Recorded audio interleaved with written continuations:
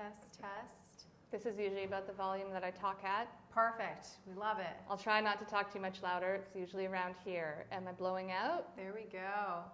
Okay. Here we are.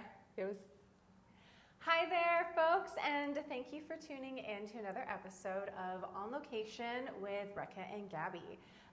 Today we are here at Spilt Bar with co-founder and CEO JoAnne Pearce. Hi. How are you doing today? I'm doing great. Awesome. Thank you for having us in your space Thanks today. for coming in. You're getting the sneak peek. Yes, that was our goal for this. Was we wanted to get a sneak peek because Spilt Bar is just about to open for this summer, right? Yes. Awesome. And I think I've already asked this off camera, but when were we looking at again? So we're telling people we're aiming for June 9th. Don't hold me to it, but like we're trying to figure out all the permitting and the inspections and all that last minute stuff. It's built, but you know, it's like the red tape. We're trying to do it right. And paperwork has never been my forte. So. Oh, well, it's built and it's built right and it's absolutely gorgeous. I love the theme that you guys have gone for here. Can you tell us a little bit about what the inspiration is for Spilt Bar? Absolutely.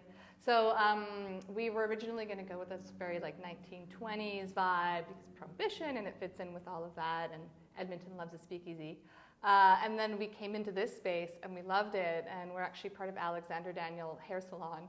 And Alex, didn't want us to like change the decor too much. So we have turquoise walls and we have like shiny black tile, and it was actually kind of serving 1980s more than 1920s. And then our friend who is a high school art teacher reminded us that the 1980s is when Art Deco had its biggest revival. Oh, lovely. So we've been having a lot of fun shopping and thrifting and... Thrifting. Oh my gosh, yeah. Oh my gosh, are you a thrifter yourself? Oh yeah. Okay. You were about to show this me... This entire outfit. Yes! Winning! I love a good thrift. Oh my gosh. Okay, but please tell us, what items have you thrifted here? Oh, well, there's this like wave lamp. That was Facebook Marketplace, but gorgeous. This is like iconic 1980s revival. We have these like hilarious like ceramic cats, which was just featured. We'll put it there in the Edmonton Journal. The photographer liked the cats so much he insisted on putting them in the photo. Oh, I love it. And you have a couple of them here, it looks like, actually. Yeah, there's a black one this there. is actually an iconic statue from that time. Oh, wow. Gorgeous. So you see it sort of has like the classy lines of the 20s, but in that 80s way. Oh, I love that. Gorgeous. Yes, I personally, I'm an avid thrifter. I learned to thrift in the pandemic, and that was probably one of the coolest activities I got to learn. And I got to learn with friends too, so that was also a great activity for me. But thrifting is like one of my dopamine replacement activities.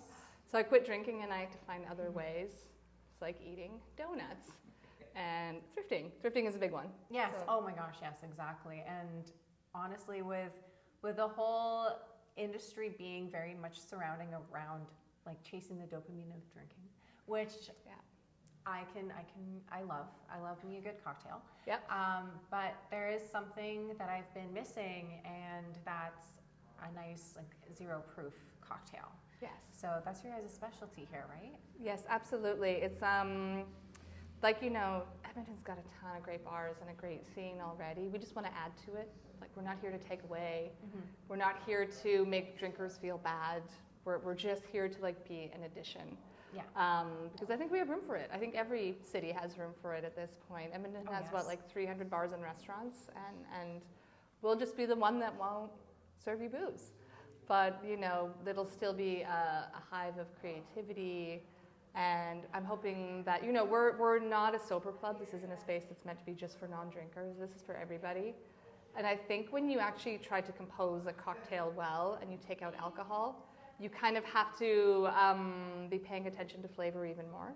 You want a complex tasting drink without the booze. So I'm hoping that people come and they get inspired for all kinds of cocktails, and then they could go home and add booze to it if they want to. But. Oh, that sounds amazing. Yeah, I really like this idea of offering something more than just a mocktail, dare I say it. Yeah. And I mean, there are some great versions. I grew up with some great like sodas and the idea of mixing different like fruit juices and things like that. But I've noticed that you guys have incorporated quite literally zero proof to the ingredient, which is something I've always wondered about. Yeah. So if you guys haven't seen it yet, but the shelves are stocked with some great zero proof alternatives. And that token one is something that I've noticed before. Can you tell us a little bit about it? Absolutely. What we have on the shelves right now, while we get the rest of our inventory in, is just locally produced products. So I've actually worked in partnership with Token to come out with a mocktail line called Distemperance, and that we use locally grown agriculture like Hascap, Saskatoon berries to make complex flavor-forward mocktail beverages. And then what you were looking at was actually bitters. So bitters are, people use them in cocktails or mocktails. They're kind of like what vanilla extract is to baking. Okay. Bitters are to drink making, and they're actually made with alcohol. So you soak herbs and botanicals in moonshine, essentially, and it pulls out all of the flavors and properties from those botanicals, and then you just add a few drops to your drink. So if you want to make a lavender lemonade, you would just add a few drops of the lavender one. So, and it's sort of up to people personally if they want to use them or not. Some people, it could be a religious thing where they're completely zero proof, so they won't use bitters, which is totally fine. It's like subsects of veganism. You know, like some people eat honey, some people don't. I have no problem with bitters. Like most alcohol-free beer is 0.5%, which is, honestly, you'll find more alcohol in an overripe banana. But it just sort of depends on the person if they, And I mean, I guess that's just a product of the fermentation process in itself, right? You're gonna get some of that happening because it's part of the process. But I do notice that you guys do also carry non-alcoholic beers as well, beer alternatives. Yeah, so I'd say this is like maybe 4% of the overall stock that we're going to have. Really? Yeah, in this tiny space. It's a really nice, small, intimate space, though. It's great. Yes, so I mean, we'll be serving it behind the bar and then also selling it. And I've sort of been working in this space, and I've been sober for 3.5 years now, and so that's about as long as I've been actively out there. Thank you. Trying everything that I can, and so this will be a curated selection of things that I think are good. Because often you'll go into a liquor store, not all of them, some of them are great, but the staff aren't really that well educated about their non-alc selection. And I'll go in and I'm like, about to make a $50 purchase because zero proof spirits are still expensive. They're still hard to make. And then nobody's able to advise me on whether they're good or not. So I've actually spent a lot of money on they're not all created equal. Usually with the whiskey, with alcohol, you kind of know what you're getting and there might be varying degrees of quality. With a non-alc whiskey, it's like, it could taste like wet leaves. It could taste like, caramel. So definitely we'll be able to advise people, tell them what's good, and then stock the shelves with what I drink, which is awesome. Oh, yeah. And I have a lot of friends who are looking towards like the non-alcoholic industry and trying to find that alternative when we go out. And recently I actually had a birthday. Happy birthday. Thank you.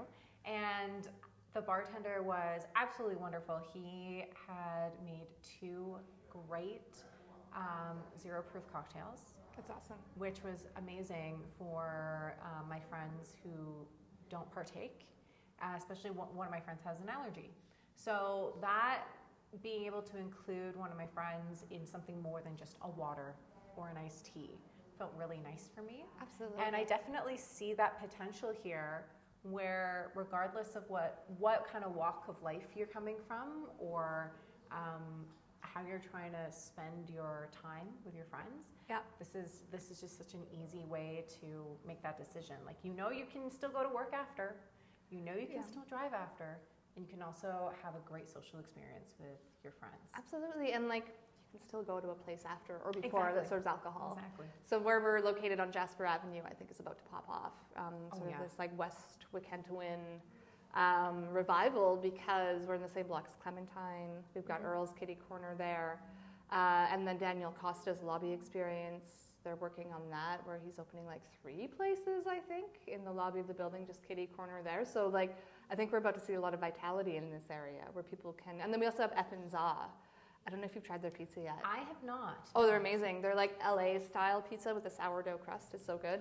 Oh, that sounds delicious. I think I have heard some people mention them, and that sounds absolutely delicious. Yeah, and they're in the same block here, so people can come and go get a cocktail, come here, get a mocktail. And I think just folding mocktails into your evening is going to become more common for everybody, whether or not they drink alcohol. So, like I'm fine with this being a pit stop, people. Yes, yes. Or it's called a bridge drink in between cocktails. Okay, So come in here, have a mocktail, hydrate a little bit, then keep going with your night. I love that. I absolutely love that. Can we get a little insight into, I guess, what that journey was for you to open up Spilt Bar, and I guess where that first moment of why don't I just do this myself came from? Absolutely. I quit drinking on a whim. I was never economically motivated. I had no plans to get into this industry as a professional aspiration. Really? Why? No, because I quit drinking on a whim. I just woke up one day and I was like, I'm just done. No epiphany needed. I'm just like, I'm good. I had just a mild shame over. I just had a little bit of, oh, because I'd felt the need to a cappella karaoke a Bjork song over a Zoom call the night before for my boyfriend's friends that I was meeting the first time, and it was fine. Nobody cared, but I just felt a little embarrassed, and so I just told him that's it. I'm done, and he is super cool, so he just rolled with it. He still drinks, but at happy hour, I felt kind of antsy and didn't know what to do, and the mocktails at the time weren't that good. So I just started boiling all of our spices and turning them into potions. I love that. I don't know why I can imagine you full on 80s inspired suit right here. It's right in front of me. This is unfolding right in front of me. I'm seeing Jo just I'm going to make something and it's going to be anti-inflammatory and you're going to love it. Yeah, yes ma'am, I will actually. I call it just my full on potions witch side.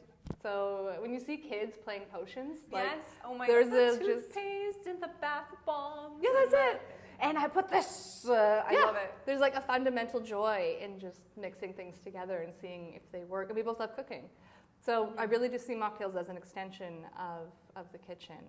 And that's how we got into it. And then I released a little volume of recipes, and that did well. And then a second one, and then got a column on CBC. And my partner's a journalist, and he was like, "Listen, they don't just give those to anybody. You're onto something." And I think there was nobody else taking up space in a meaningful way.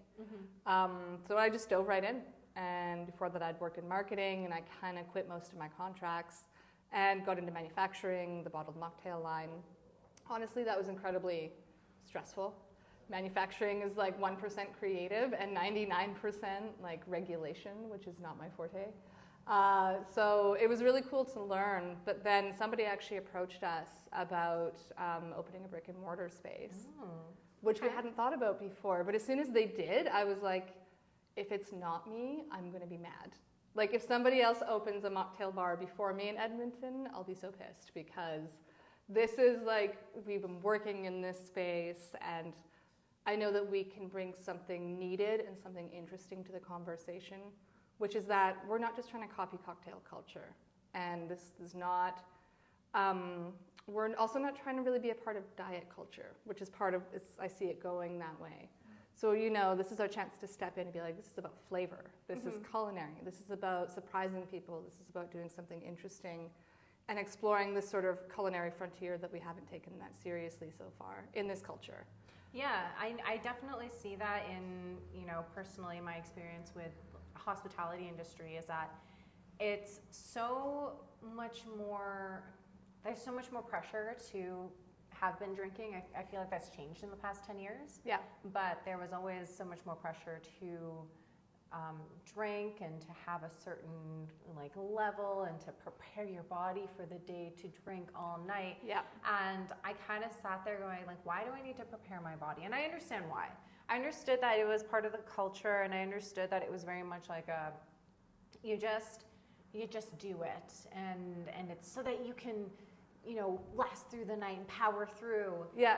But the question why wasn't quite being answered for me, because it was more why am I going to drink so much that I need to prepare myself, where I could just have something really nice to drink that's not going to have such a high alcohol content. And that was something that really like weighed on me quite a bit growing up, because it was Yeah. like, you know, in your early 20s, you want to party, but I didn't want to wake up and go, oh, what did I do last night? You know? Well, and I think honestly, like, I'm not an abolitionist. Mhm. I think that alcohol has its social uses. It does. It does. Yeah. It can be a great creativity and brainstorming tool, you know, like Some of the the- 2-3 drink buds kind of a thing. And like some of the breweries that are in Edmonton have come up with some beautiful beers, and just like the creativity that comes through the science that they put into it. Yeah. Can be so interesting to learn, and going through like a tour and things like that. Absolutely. And I mean, I feel like I've had some great brainstorming sessions after a beer here and there. Yeah, It's I miss wonderful. that. Yeah. It's just that, like, for me, I easily fall into like a habit of drinking Mhm. most days.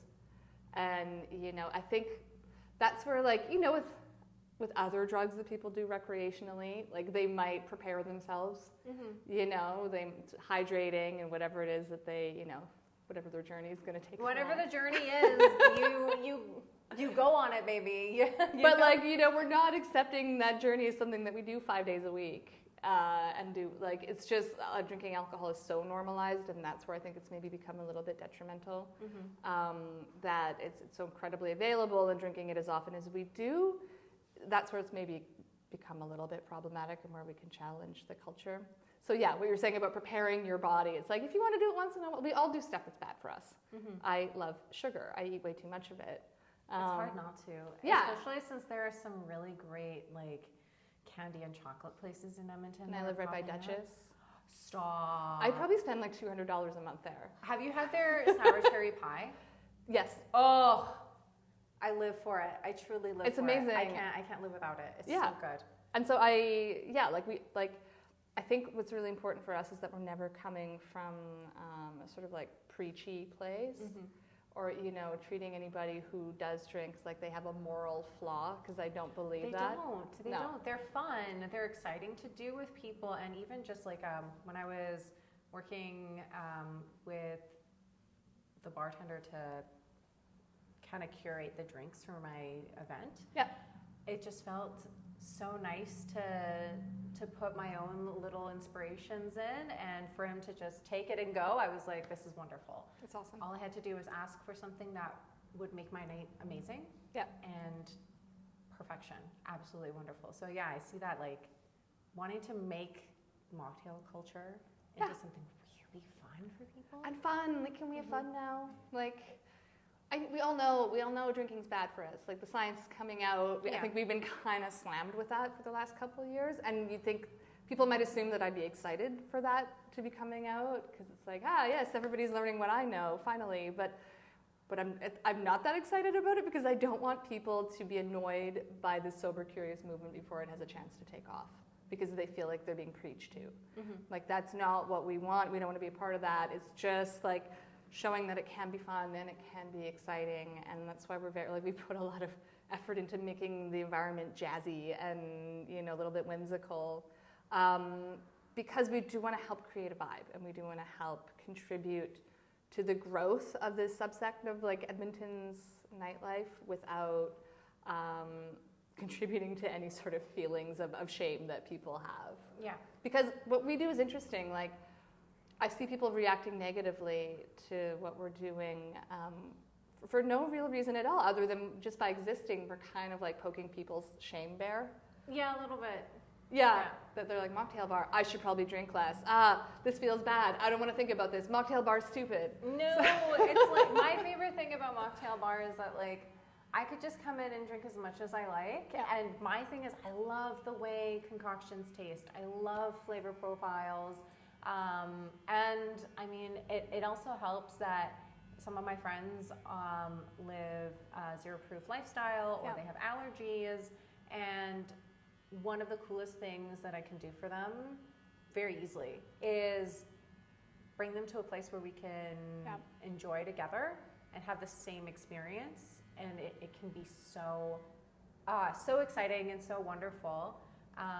But yeah, this is such a great space. I love the way you guys have kind of curated it to this theme. Yeah. And oh my God, and even just looking at some of the bottles here, they're just gorgeous. Well, and we're part of a salon, as you can hear in the background, is like people getting their hair cut. So, and like we kept it small and we kept it agile so that we can pivot. You know, we don't have giant overhead every month.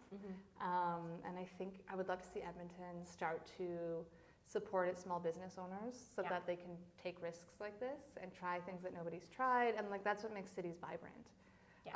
And I think we're sort of in this mindset that you need to take out basically like a mortgage to start a small business and not really know if it's going to work out or not and go into life-ruining debt potentially. And I don't know that we need to do it that way. If we could, like, Alex has been amazing about providing this space for us to try out this concept, which we're almost doing like a pop-up, but if it does well, then we'll stay. So I think I would love to see more, especially in downtown, where, you know, if we can subdivide out more spaces and allow small businesses to try out their concepts. And also like remove some of the red tape so it's less frightening for small businesses. Yeah. I think it would be really cool, and we might see more sort of like innovation and... Oh my gosh, yes. Yes, I would love that. And sorry, my brain just went food. Are you guys going to be, what kind of things are going to be offered in your menu? That's like, there's just so much that I feel like it would be impossible for your menu to be short. Well, I think we're going to try to keep the mocktail menu tight, like maybe five, six at a time, and then we'll have wines and beers and all that stuff. And the reason for that is I just want to be able to change it often. Oh, yeah. So, you know, like I love mocktails as a way to mitigate food waste. So kind of whatever we have in the fridge that needs to get used up, I will turn into a mocktail. So maybe one day you come in and there's like a plum bay leaf and lime mocktail, because I had a bag of plums I had to use. That may not be there. But I can dream. I'm definitely dreaming about it now. Yes. I love that. And then in terms of snacks, we F&Z's actually offered to even like help us with the little menu. So I think so that we don't have to mess with cooking in here, because like this is it. There's no hidden back room. Oh, okay. Oh, I see. Yeah, there's no kitchen. So yeah, I think that if we can support some of the other local businesses in the neighborhood and have them, people can just order snacks. Yeah, that's such a great idea to the bar. Collaborate together and kind of curate an entire experience, almost like your own little, I don't know, I want to say like food and drink community. Yeah. I don't know what the word would be for that. Oh, okay. Here we have a question from Gabby that says, Something about small here we business. go. Okay. What would you like to see Edmonton do to help small businesses like yours? That's a good question. Well, to be fair to Edmonton, I haven't come across any really big obstacles yet. Like I said, we're trying to figure out the permitting now. I think maybe having some mentorship in that area could be handy, and maybe that exists. But you know, you're a small business and you want to open a brick and mortar. It would be amazing to have somebody who could hold your hand and take you through the process and make sure that you're doing everything when you should be doing it, and someone that you could meet with who's been through it. Like what's been tricky for us is that nobody's done it. So even in applying for a bank loan, they want to see you know, sort of reference a comparable business that's done something similar. Okay. We didn't have that. No, you're the first in Edmonton. First in Alberta, actually. In all of Alberta. Yeah. And then ours is a unique concept in that it's been specifically built for teaching. That's why the bar is so big. For teaching. So that we can fit so many people here, because we'll be teaching classes, doing tastings. So I think having a mentor or somebody who works with the city to be like, okay, you should have your business license in place now, and this is, you know, some of the things that you can expect that might come up because of the categories you're applying for. And having that come from a person, I think would be really helpful. And then, like I was saying, I think making more small spaces available and maybe making sort of the business license categories a little more flexible. Okay. So I think for pop-ups, you only get 2 weeks before you have to be licensed as though you're a brick and mortar. Really? But maybe if they could make that a little bit longer, like let's say 6 months, right? Where you don't necessarily have to have a full restaurant license. If you're doing something like ours, we're not deep frying things, something that's like fairly low risk. Mm-hmm. That might exist, but that might be helpful as well. Can you think of anything? Honestly, I definitely love the idea of mentorship. I think that's something that I personally have grown because of is mentorship. I mean, shout out to STORYHIVE. They offer mentorship to new filmmakers, and for me as a new filmmaker, having that mentorship in place really helped me think about the things that I wouldn't normally think about, and my learning style is different. So I'm going to learn better when I can collaborate with someone, when I can talk to someone, and as much as my ADHD, I will blame it to the very last day of my life. As much as my ADHD is like, we had a meeting, the meetings matter to me. They make a huge difference, and getting to hear the important stuff is really big for me, so that I can keep those things in mind. So I guess the other thing for me would be, the city could probably, in my opinion, make it a little bit more affordable.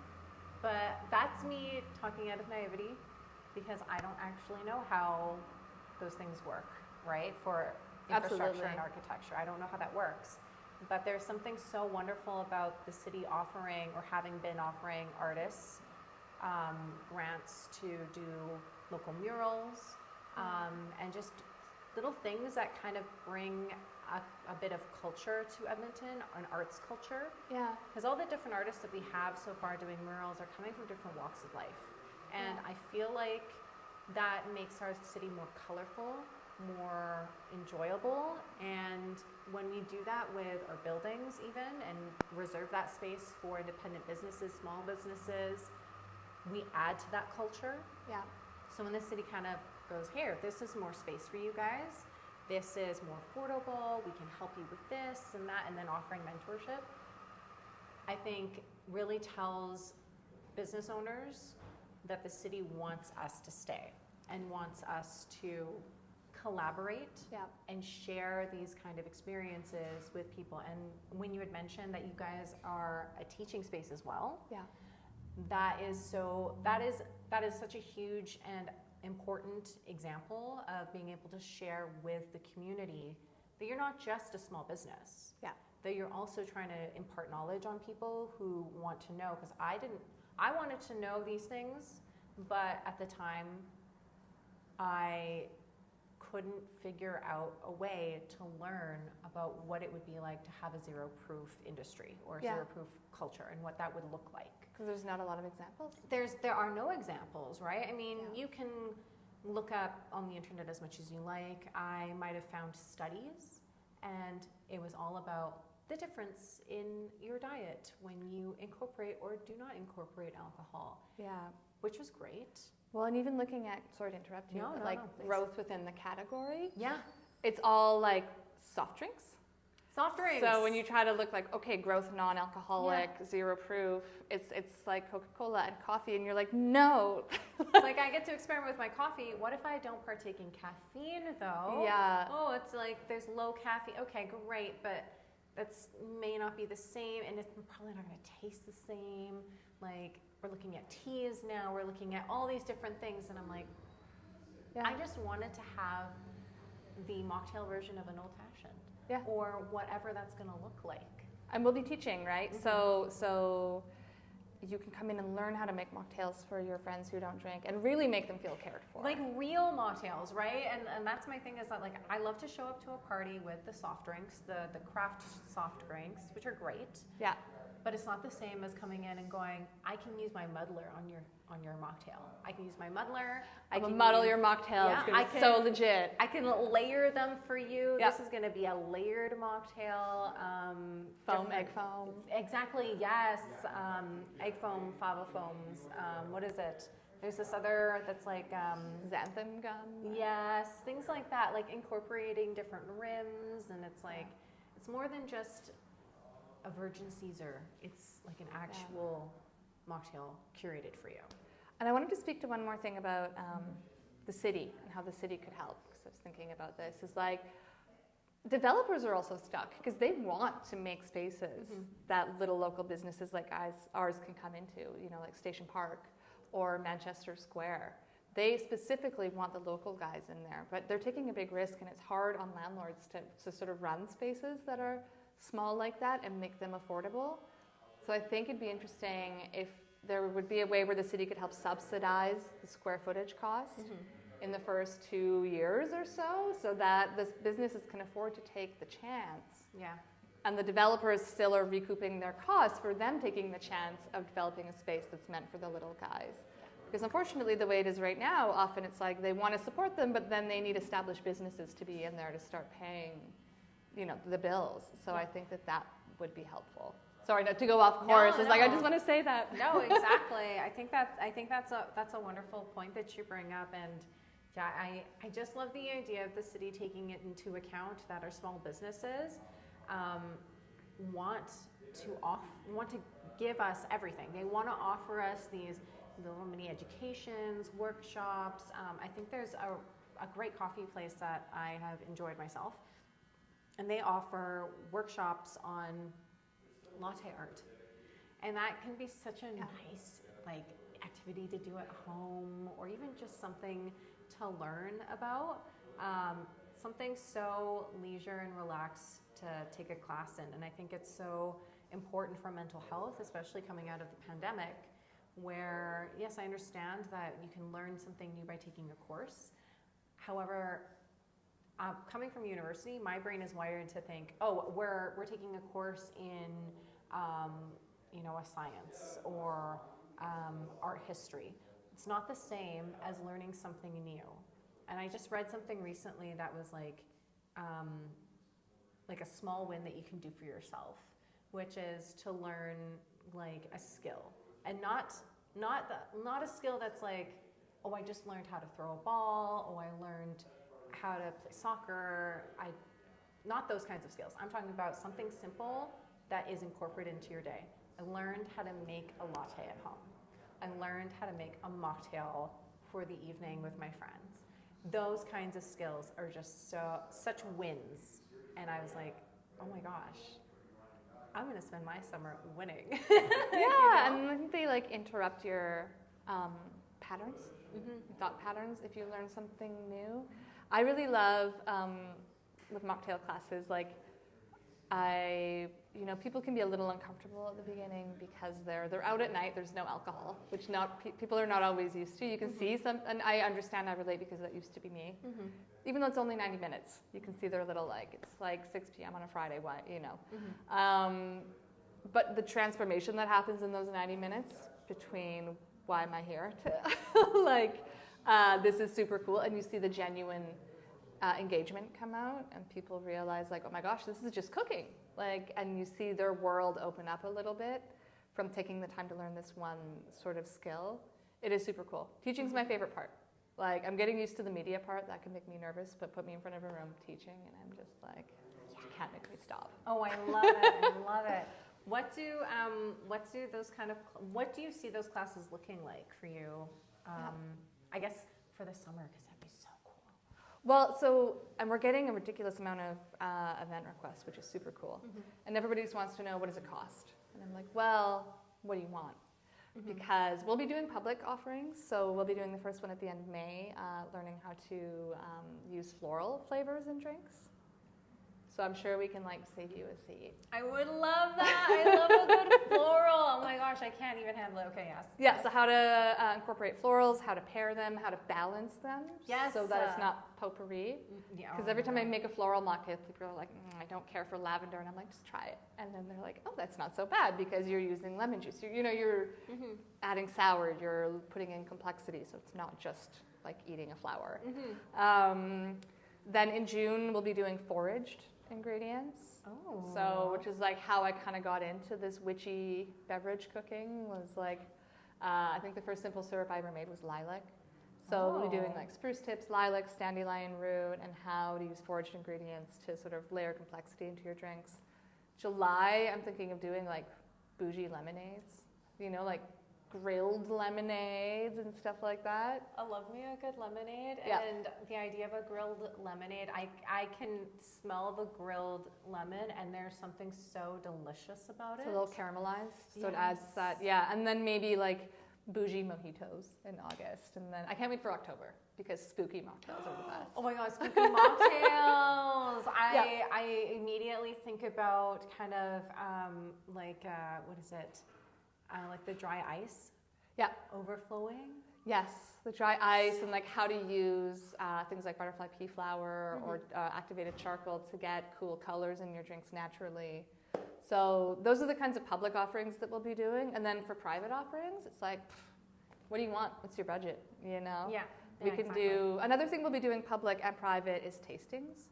So people can come in, and we're not just going to say, here's a beer, here's a wine, here's a zero proof spirit. It's like, if it's a beer tasting night, well, here's 3 sours, here's 3 IPAs, here's 3 stouts, 3 pale ales. Because there is that much diversity in the product category now that people don't know. People don't know where to start. It's overwhelming. Yeah. Now the category's filling in so fast. So it's our way to help sort of walk people through. And it won't just be a red, a white, a rosé. Here's 3 reds, here's 3 whites, here's 3 rosés. So I'm super excited about that. So we can, if people want to come in and do a private tasting, we can do that. If people want to come in and do a private, all the drinks are made with bourbon, we can do that. So it's kind of whatever people want. I love it. It's great. I think one thing we're going to do, which I'm excited about, was bringing chefs in, because we're always trying to tie in the relationship between mocktails and the kitchen. Mm-hmm. I feel like chefs are the ones with the skill set to make the most interesting mocktails. Bar managers too, but they tend to think more about their inventory. What can I, so they tend to sometimes still over-rely on the zero-proof spirits, which often just like don't have enough. They're not meant to be consumed neat, most of them. And if you over-rely on them, the mocktail tends to not be as balanced. Whereas chefs are used to thinking, like they make sauces, make salad dressings, and I kind of see a mocktail as like a sauce or a salad dressing or soup. So we would love to have chefs come in and do a tasting menu where they do like an entree, a salad course, a main, and a dessert, but they're all drinkable. So, like your salad course is actually a vegetable-based mocktail. Like use rutabaga stock or juiced lettuce. I don't care. Like make it weird. Make it super weird. We love it. That sounds like such a unique experience that I honestly never would have thought of, quite literally making your meal drinkable. Yeah. And there's always been that joke of like, oh, your Caesar, it's like, it's going to have all your toppings and it's like your drinkable meal. But quite literally having it to a fine art. I'm like, yeah. And just to encourage innovation and creativity and to get us used to expecting more from that category, and also honestly to like where the price point can land. Mocktails do not always have to be expensive, and they shouldn't always be. But if someone has put as much effort into creating this custom weird vegetable-based mocktail as they would a soup course, getting people used to like, well, that's why it's $12. So just sort of like, especially if you're using the really high quality ingredients and a lot of time is going into it.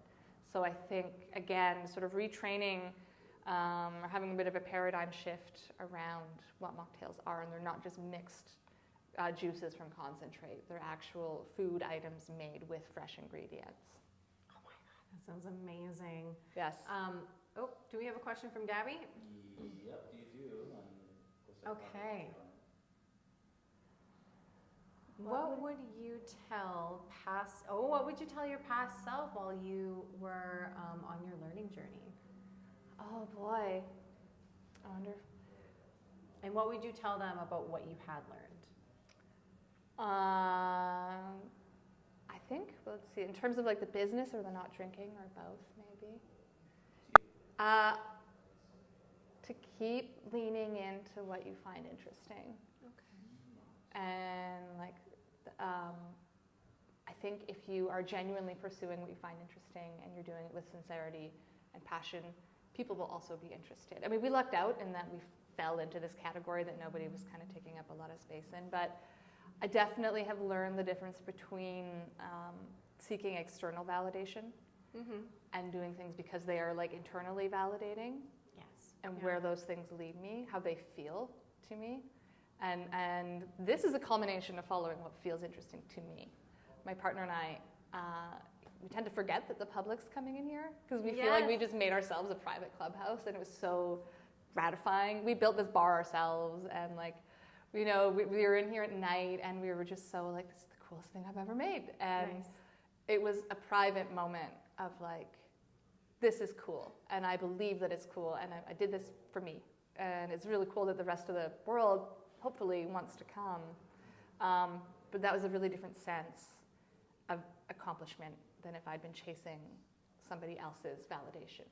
So like the pats on the back are nice, but like, what is really interesting to you? And I think I've started to learn the very slight difference in how it feels when I've made a choice to go down a path that is more externally validating, or maybe isn't true to what I actually find interesting, or I'm people pleasing and I'm doing it because I think they need me less than I actually want to do it. And like, what do I want to do, and what is interesting to me? So I think my advice to my former self would be to listen, to just quiet down all of the thoughts on like, you know, so-and-so mad at me. Like, do you know what I mean? Yeah, I know, I hear you. It's a lot of like, while you're trying to learn something, it can be frustrating for yourself, and then for other people to be, you know, kind of spectating and going like, I thought you were interested in this. Like, yes, but this is part of it. Yeah. And there was something that I recently read, which was something to do with how the side quests take you on the main quest. This was a side quest. Like you know what the main quest is, or you're trying to figure out what the main quest is because maybe you don't quite understand it. But the side quests gear you up for the main quest. And the whole idea of like, oh, I need to do this and I need to do that, and trying to tell yourself what you have to do versus what you mentioned, leaning into what is interesting, what is kind of like pulling your brain in that direction is just like taking all of that and realizing that by the time you get to the main quest or one of the bigger milestones, that all of the side quests prepped you for that. Yes. And that you needed those things, right? And I think that's such a great way to quite literally turn a vision into brick and mortar and offer that to the community. And I think that the city would definitely, I guess the word I'm looking for is not just benefit from, but I think that the city would radiate from more small businesses being able to share what they've made, quite literally, because I want to say a different word, because making it isn't quite the same word as like, this is something that I've manifested, curated. Curated is good too, yeah, and creating experiences for people, not just things. Yeah. I think the city's really good at supporting its small businesses. We did markets for 2.5 years, so it's makers of things. But for those makers to jump to a brick and mortar and to be able to curate an experience, that's a very big leap, and it's a very scary leap. And does it have to be that scary? And one more thing I wanted to add too was like following the pleasure, like something that I think I've really learned a lot about in this journey, and also in sobriety, is like I didn't really know what made me happy before I quit drinking, because it was like you'd come home and you have a drink and that was the pleasure act. It was like, and then when you take that away, it's all of a sudden like, oh, like what else can I do that makes me happy? And it took a while for me to kind of tap back into that and find other things that feel good. And when you're feeling upset, to like find ways to soothe yourself that are productive. For me, it's mainly going to Duchess and taking baths. But I love it. and like eating cake in the bath is very much a thing. But like bribing yourself, I think, is sort of the key to adulting. Whereas before, I was always hard on myself. Like, you should be more of a grown-up. Like, shitting on yourself goes nowhere. But if you bribe yourself, and it's like, if you do this hard thing, you can go to Duchess and get a whole Duke cake. Yeah, because you have the time to do so now. There's something so satisfying about going for your walk after you've done all that, like the things that seem hard. Yeah. and going for your walk after and be like, man, I just got all of that done. And I was, again, reading something about how I guess we need a few different versions of like the dopamine chasing. Is like, it's not just going and grabbing your favorite pie, but it's also kind of doing the hard work that ends up almost like training your brain. It's like a brain exercise in a way of like, I don't want to do this, but I'm going to do this. And then it just gets easier and easier and easier and feels so good. Actually, yeah, that is something to add, is that I do think that a lot of unnecessary like suffering happens because people avoid discomfort. Yes. And then they continue to suffer. And we don't realize that comfort is the hell. Like comfort is the discomfort. Like you're so comfortable that you're not doing anything that feels good. Yeah. Because you don't know how much better it could be to be uncomfortable and out of your zone. And I think discomfort is where everything interesting happens for every human. It was actually this like quitting smoking campaign that I saw that I thought was really well phrased. And they said, stopping and starting. Like start, like everything you're gaining by pushing through the discomfort of quitting. It makes you sort of less focused on the discomfort and more focused on what you stand to gain. But you have to go through it. There's no shortcuts. They're like quitting drinking was uncomfortable for me. Quitting smoking was uncomfortable for me, but I gained so much by pushing through that. That a lot of pleasure came from pushing through discomfort. Yes. Yeah. Oh my gosh, yes. I'm so excited for when you guys open up because this is just going to be huge for people. Ooh. Let's see. I know this question. Okay. What would you like a client to experience after leaving here? Oh yeah. What would you like their experience to be once they've left here? What is it? Like to take away with them? Yeah.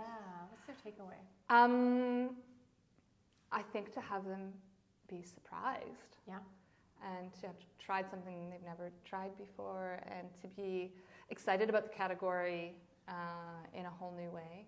Yes. That we stop seeing alcohol-free cocktails or mocktails as a thing that's like this sort of pejorative thing you've settled for if you're not drinking or it's only for non-drinkers, and start seeing it as like a legitimate culinary pursuit that people are going to go home and start like looking for whatever fruit they have in the fridge that's about to go off, and they start Googling, how can I turn this into a syrup? Yes. So if they can sort of catch the bug of being fascinated by just how much creative potential there is here, that would be super cool. But otherwise, also sort of, if they walk away considering that moderating their drinking doesn't have to be as scary, and that people won't be judging them, and that there is a scene available, and if they're able to walk away feeling like, wow, that was actually a lot of fun and I didn't drink, that, and be surprised in that way, that will also be really cool. Oh yeah. So there's definitely such a wonderful like moment in that realization of like, oh, I just had this amazing experience out with my friends, had some like a great culinary experience, and I didn't feel like I needed to drink. I didn't need that beer. I didn't need to do shots. Bad word. But not at all. It didn't feel it when you get that moment, it's like, this is so nice. And yeah, you never know that's where it is on the other side, but it's there, which is pretty cool. We're just here to help people learn how to party with a little less alcohol. Yes. Because like, if you're holding a fancy drink, if you're at a dry wedding or something, like you're going to feel a lot less uncomfortable if you just have that beverage to hold. I don't know why. It's like ingrained in us. Our instinct is to be holding a nice beverage.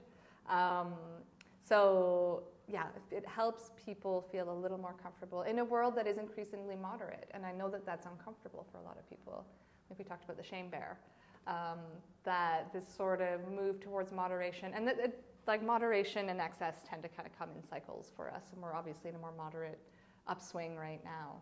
But to have people not see that as a bad thing necessarily or as a threat, but just as sort of a new way of being and a new way of going out and a new way of connecting. Because I think alcohol is an interesting way, and drugs, where you can like, you go from A to C and you skip B. B, being the awkward phase of like having to actually make small talk with the person before you can start having that really like emphatic, engaged conversation. Yeah. But I think if they come here and there's a vibe and there's music and everybody's sober and everybody's kind of going through the same experience together, and you have that fancy drink in your hand, just helping ease people through that transition. Oh yeah. Yeah. Yeah, definitely. And speaking of, I feel like it's the idea of holding a cigarette. Oh, interesting. Or drink is part of the difficulty of quitting or cutting down. There is something really nice about holding a glass of something in your hand, Yeah. especially when it looks nice and sipping on it. Oh, Just yeah. to hold it can be really nice. In the beginning, I would go through like 5-6 alcohol-free beers because I could drink a fair amount of beer in a night, and I just needed to have it nearby. And I was drinking the really cheap stuff until I left one on my bedside, and then I woke up later and drank it because I was thirsty, and it was so gross. Don't drink warm alcohol-free beer. No. But yeah, absolutely. I think that, and it needs to be a drink that you, in the same way that holding a carrot stick isn't quite as effective, I'd say, as holding a real cigarette, it needs to be a drink that you perceive of as being an adult beverage. Because if you are just holding a Diet Coke, a can of Diet Coke, like that's something that we drank when we were children. So that's not something that I think is as effective of a placebo. I think having like a chunky bottomed rocks glass or a champagne flute or the wine glass, it does help us feel more comfortable, absolutely. And I think that's why I always tell people when they buy our mocktails, like, please don't drink this in a coffee cup. Please take it home and put enough ice in and garnish it and treat it like a treat for yourself because your brain, that's all it's wanting. It's wanting, it's screaming for that like dopamine itch to be scratched, and if you don't treat it like a treat, your brain won't see it as one. Yeah, it'll just be another drink in your cup, basically, versus when you actually take the time to make it for yourself. Kind of like those, well, I mean exactly like some of those curated food boxes where it gives you the instructions on how to make this for yourself and really enjoy it to the fullest. And when I got to do that during the pandemic, I felt like I was worth it. I felt like this was self-care. I felt like, look at me, I am the chef. Like, yes, do kiss me, you know? Like, I was living my best life, making myself salmon, you know, that like albacore tuna. Like, I was living my best life. Bougie. Making something really bougie. Yeah. Just love, and it was like, you know, once everything is done, I'm sitting there eating it. Plate is plated, okay? You don't just put it on the plate. It is plated. Yeah. Beautiful. Absolutely gorgeous. With if I had a mocktail next to me that I could also put together. Yeah. Too good. Too good. Yeah, that's it. 100%. It's really important to make an occasion out of it. Because I've heard people describe mocktails as glorified juice, and I'm like, maybe they are. I don't know. But like, they're, if you treat them right. Yeah. If you treat her good, she'll be good to you, you know? That's it. And it'll make you feel good. And that's the whole freaking point. Like, it's, well, you know, booze is just fermented juice, so. It is. I'm like, that's also glorified juice, and you still drink it. Yeah. But should we show people a little bit of what the Spilt Bar has on their shelves right now? Sure. If we do that, we'll yeah, do and like I said, mini this tour. is just like a tiny fraction of what we'll be carrying, but these are some great local options that I'm happy to talk about. I love it. Yes, let's go check it out. Okay, with the cat. With the cat. So over here we have, so this is the distemperance line that I built with Token Bitters. I noticed that as sangria. Yes, so this is a Hascap Citrus Chili Sangria. This one was our first pancake, and it's actually based on a sauce that my partner was making. He was making a duck, so he made duck sauce using Hascap berries and some spices. And then I thought it would make a really good mocktail. So there's that connection again with food. And I made it for Keenan Pascal from Token Bitters, and he was like, we should bottle this. So we did. I had no idea about scaling at that point. So it's like the most expensive thing to make in the world. There's like fresh oranges, lemons, limes, there's honey in it. But yeah, that's our first one, top seller. Then we did a Saskatoon Earl Grey Lavender Iced Tea. Oh, wow, that's gorgeous. And the artwork here is all done by Amy Freeland, who also did our scandalous door artwork. Over here we also have some simple syrups from Token, so I helped them develop these. This one's super cool. It's butterfly pea flower. Yes, I love that it's like color changing as well, isn't Yes, it? exactly. Yes. Something magical about that, though. Magic lemonade. Yes. So like before this, I mean, there's other ways you can access it, but most people were making purple cocktails by using Empress gin, because they also use the butterfly pea flower, but you have to drink alcohol and like gin. So we actually make a really strong version of the tea and then turn it into a syrup. So this way, like, kids can have it, non-drinkers, obviously. And then we have all the bitters. So like I said, these are made with alcohol, but they're like vanilla. Oh, So it's like, if you would put vanilla in a cake, yes, then you're probably fine to put, you know, bitters in your drink. Yes. Then we have here some BB.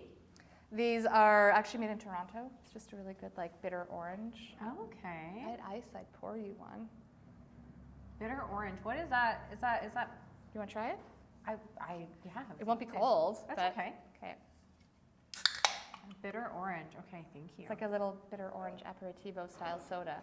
Yeah. Okay. Oh, that smells so nice. Yeah. It's like the goodness of the peel in there too. Yeah, exactly. Oh wow, Yeah. that is amazing.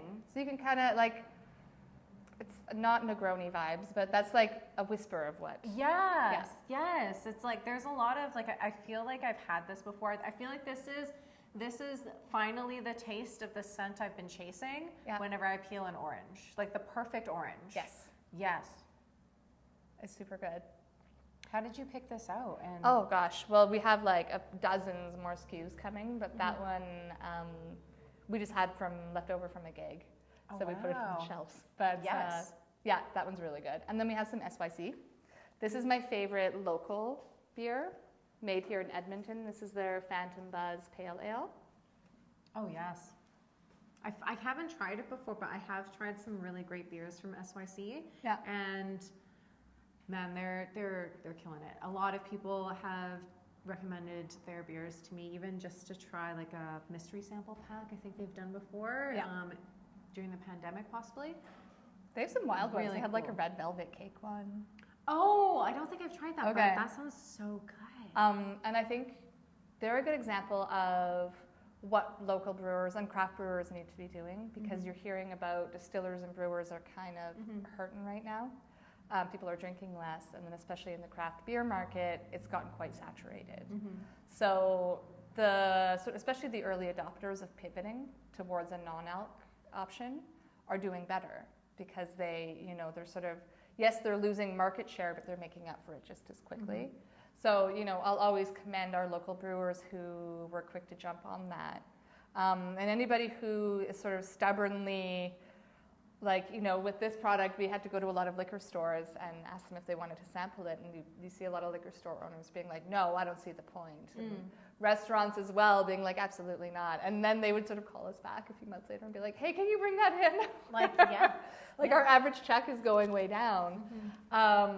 So I think that craft brewing does not need to be in trouble. It doesn't need to be hurting. We just need to see more non-alc options now. Yeah. I would love to try a red velvet non-alc. That would be delicious. Anything beer that's non-alcoholic that I could bring home and actually enjoy would be wonderful. Otherwise, it's like, okay, this is delicious, but I kind of want to water it down, or I wish it was more like this. And I'm like, I don't want to tamper with it. I just want it to be perfect the first time. Yeah. Personally, but yeah, it is nice to see all these different options. And I've noticed this Token bitters before. I've noticed that before, and it looked so interesting to me. I was like, I wonder what I would make with this. You could pop by Spilt Bar for a quick lesson and absolutely learn what you can make with it. So that would be really cool. Token is an awesome local company. They've been around for 6 years now, 6 or 7. And that started in Keenan's garage. Oh, okay. So they wanted to get their cannabis license, but in the meantime, they wanted a way to get the name out with all of their sort of bartending friends, because Token's a cannabis company. So they started making the bitters, and then they just, knew the right people, and all of a sudden everybody was taking up token bitters and using it on their bars. And now they're in Japan. They're distributed in the States, I think. So they're awesome, and just sort of a good example of how Edmonton likes to support its entrepreneurs. I lived in Montreal for 8 years before this, and there's no way I would have tried to start a small business there. Just because, talk about red tape, it's really complicated. Whereas here, it's like everybody was really quick to support us. I never thought that in 3 years we would have already had 4 bottled products and been opening a brick and mortar. But people have been so supportive. Yeah. Yeah. Oh yeah, definitely. That's wonderful. I'm super excited for when you guys open, because even just the sound of doing a workshop sounds amazing. Yeah. So can you give us a little idea of what your menu might end up looking like? Something we can tease people with? Some things that might be on there. Oh my gosh. I've been working on a wasabi plum sour. That's really good. Yes. Okay. We have an elderflower champagne. Oh, I love elderflower. Yes. Drink that I actually made for Kunitz Shoes, and it was so popular that we're going to put it on the permanent menu, I think.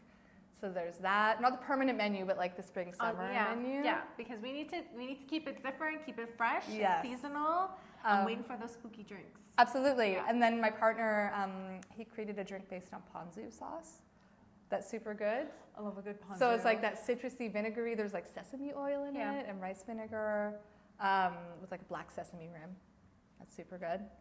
So I think that's going to be on there. And then we'll have rotating wines that we have open, and then any beer that people can just buy it from the fridge and then drink it. Yeah. So that's a few things. Also, rosé and jalapeno is a thing. It's a vibe. Yeah, a sparkling rosé with slices of jalapeno and an edible flower on top I think would be a very good spring drink. Yes, yeah. It would. Yes, it would be absolutely. When are you guys opening again? June 9th. What? Don't quote me on that, but June 9th. Okay, I'm gonna put that in my calendar. Show up anyway. I love it. I'm so excited for you guys. Mostly excited for me because I get to enjoy. But super exciting. Oh my gosh. So for those people who would like to keep up on updates and maybe even tag you guys once they start seeing signage in places, where can they find you on social media? Spilt Bar on Instagram is usually the best place. I'm pretty active there. You can email us at spilt0proof@gmail.com if you want a quote for an event. All roads lead to me. Yes. You're going to be talking to me. So you're going to go straight to the source. So those are the best 2 places to find us right now. Our website is spilt.ca. Perfect. Yes. Perfect. Awesome. And what would your hours, what are they tentatively going to look like? I'm looking at a Tuesday, Wednesday, kind of 11 to 6 thing, leaving those nights open for classes, private classes. And then Thursday, Friday, Saturday, 11 till 9 or 10. I'm sober. I like to be in bed by 8 p.m. But oh my God, no, I hear you. I have to find some staff that can stay up later. And then Sunday, I'm thinking maybe 11 till 5. But we'll see. If Edmonton wants to stay out late and drink mocktails, we will be flexible. Yeah, that'd be amazing. I mean, for me, as you were mentioning earlier, just kind of the bridge idea. I want to have a drink, walk on over, have pizza, pop on over to Spilt, have a mocktail to tie me over, and we'll see if I want to go out anymore after that, or if I just want to stay and have a few more mocktails, because it's when something's delicious, you can't. And that's my stomach. If you can hear that live, that's my stomach. So excited to eat and drink right in the heart of Jasper Ave here. So, or is this the tail end? Well, we are somewhere on Jasper Ave at Spilt Bar. We're at, what's the address here again? 11909 Jasper Ave. Perfect, yes. So, I just want to thank you so much, Jo, for having us. That's true, thanks for coming. Yes, because, oh my God, this is such a wonderful space, and the art inspiration behind everything, the thought that you've put into curating such a space and following all your little side quests to make this happen. Thank you, and thank you to Past Jo for following those interests, because she's really out here like the MVP, you know? Yeah, Past Jo like made a lot of interesting choices, but they all led here. They all led here, and like, if you ever want to talk to people who have really good stories, like talk to sober people. Yeah, there you go. Because they have all the best stories, They because do. they party the hardest. Like, you know, Past Me knows what a fun bar vibe should feel like. Yeah. Like, we're not out to make like a clinical, sterile feeling environment here. I want it to be loud and Yeah. noisy and yeah, just like have burlesque in here. I don't know, just, you know, like. That would be so cool. Oh my God, that's amazing. Sorry, we're going off a tangent because we know exactly what Yeah. we want to get from sober night, and we want to have a great time with mocktails. So, again, this is a great space here at Spilt Bar to try out some different mocktails this summer, get some lessons and learn a little bit more of the culinary side of it, and talk to Jo here, who can kind of help you and guide you on your journey. So, as always, thank you guys so much for tuning in. My name is Rekha. I am the Rekha in On Location with Rekha and Gabby, and Gabby is behind the camera. So stay tuned for our next episode, and we'll see you guys next time. See ya.